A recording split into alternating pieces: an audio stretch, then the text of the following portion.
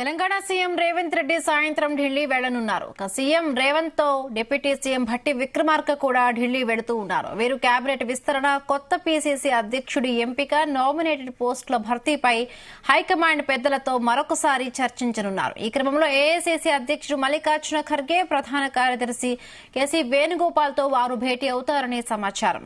సచివాలయం ఎదుట ఏర్పాటు చేసిన రాజీవ్ గాంధీ విగ్రహ ఆవిష్కరణకు సోనియా గాంధీ, రాహుల్ గాంధీలను ముఖ్య అతిథులుగా రేవంత్ రెడ్డి ఆహ్వానించనున్నారు.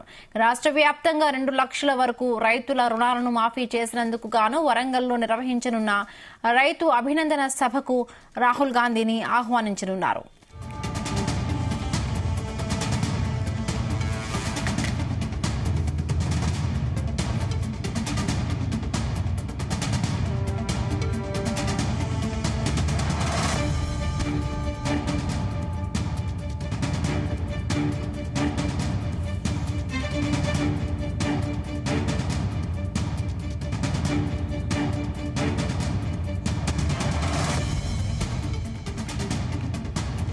తెలంగాణ సీఎం రేవంత్ రెడ్డి సాయంత్రం ఢిల్లీ వెళ్లనున్నారు. సీఎం రేవంత్ తో పాటు డిప్యూటీ సీఎం భట్టి విక్రమార్క కూడా ఢిల్లీ వెళుతూ ఉన్నారు.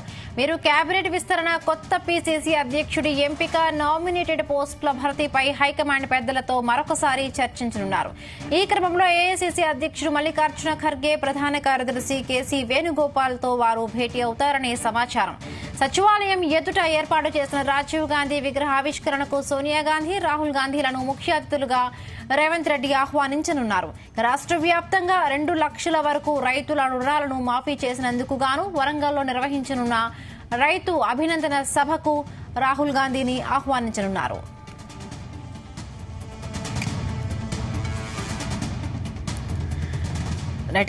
నేడు ఢిల్లీకి CM Revanth, deputy CM Bhatti Vikramarka వెళుతూ ఉన్నారు. దీనికి సంబంధించి మరిన్ని పూర్తి అప్డేట్స్ మా ప్రతినిధి శ్రీచరణ్ అందిస్తారు. శ్రీచరణ్.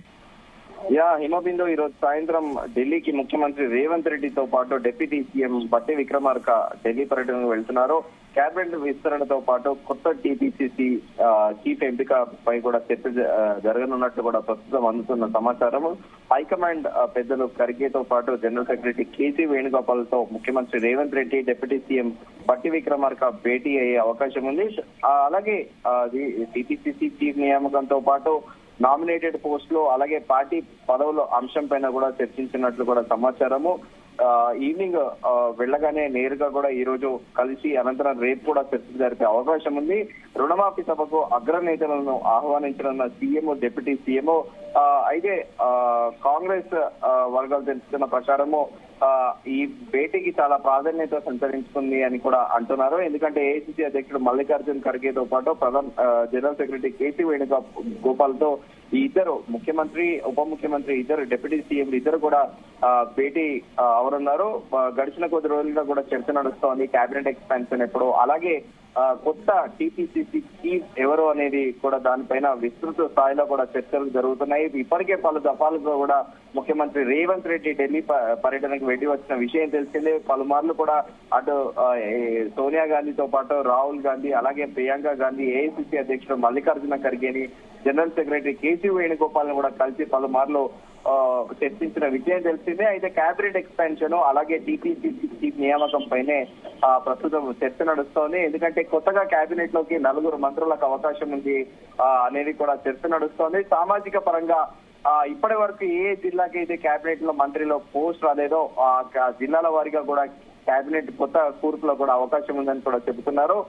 దీంతో పాటు ముందుగా అనుకున్నట్టు ఈ నామినేటెడ్ పదవులు ఏవైతే కార్పొరేషన్లు ఉన్నాయో, గత బీఆర్ఎస్ ప్రభుత్వంలో 54 కార్పొరేషన్లు ఉంటే ఈ ప్రభుత్వం 70కి వాటిని ఎక్స్టెండ్ చేసింది, 70 కార్పొరేషన్లకి.